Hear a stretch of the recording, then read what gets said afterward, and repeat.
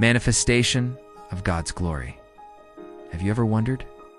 What does it really mean when we talk about the glory of God? Is it just a church phrase, or is it something we can actually experience in our lives today?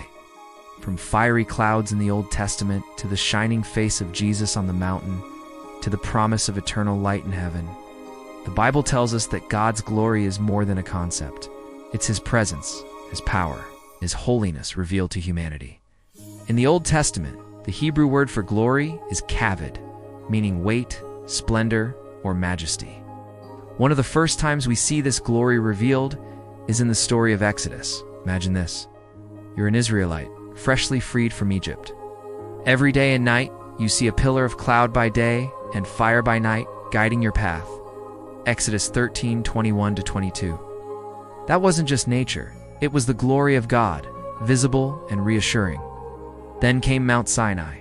Moses goes up the mountain, and the whole place is covered by the cloud of God's glory. Exodus 24-16. The people tremble, unable to even come near. Why? Because God's glory isn't ordinary. It's holy. It's overwhelming. Later, when the tabernacle was completed, and again when Solomon dedicated the temple, the glory of God filled the place so powerfully that even the priests could not stand to minister. Exodus 42:34. 1 Kings 8:11. God's glory meant one thing. He was dwelling among His people.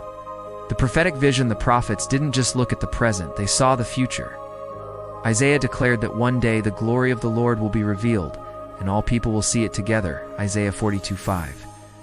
Ezekiel had powerful visions too. He saw the glory of God leaving the temple because of Israel's sin, but later returning in splendor as a sign of restoration and hope. Ezekiel 10:18-19. 43:2-5. God's glory is not just about awe, it's about relationship. When sin separates us, His glory departs. But when He restores us, His glory returns. Section 3. The New Testament fulfillment, 5 o'clock to 7:30. Fast forward to the New Testament, and we see the ultimate manifestation of God's glory. Jesus Christ. John 1:14 says, "The Word became flesh and dwelt among us. We have seen His glory, the glory of the one and only Son, full of grace and truth." Jesus was not just a teacher or miracle worker. He was the radiance of God's glory in human form. One unforgettable moment was the Transfiguration, Matthew 17:2-2. Jesus' face shone like the sun, His clothes became dazzling white, and the disciples fell on their faces in awe.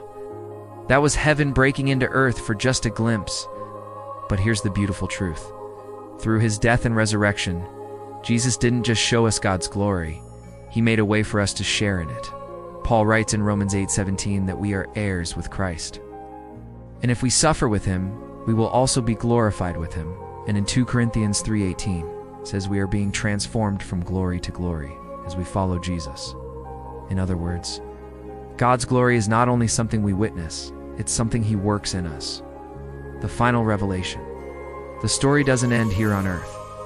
The book of Revelation paints the final picture. In the New Jerusalem, there's no need for sun or moon. Why? Because the glory of God gives it light, and the Lamb is its lamp. Revelation 21:23. This is the ultimate manifestation of God's glory, a new creation, where His presence fills everything, and His people dwell with Him forever. Application for us today. So what does this mean for us right now? It means that every time we worship, we're touching God's glory. Every time we obey, His glory is revealed in our lives. Every time we love, forgive, and serve, His glory shines through us. God's glory isn't locked away in the past or reserved only for the future. It's here. It's in you. It's transforming you into the image of Christ, day by day. Closing call to action. So today, let us not just talk about God's glory, let us live it. Let His presence guide you like the fire in the wilderness. Let His Spirit transform you from glory to glory. And let His light shine through you until that final day when His glory fills all of creation. To see the manifestation of God's glory through you, if this message blessed you, don't keep it to yourself. Share it with a friend and subscribe so you won't miss more Bible-based encouragement.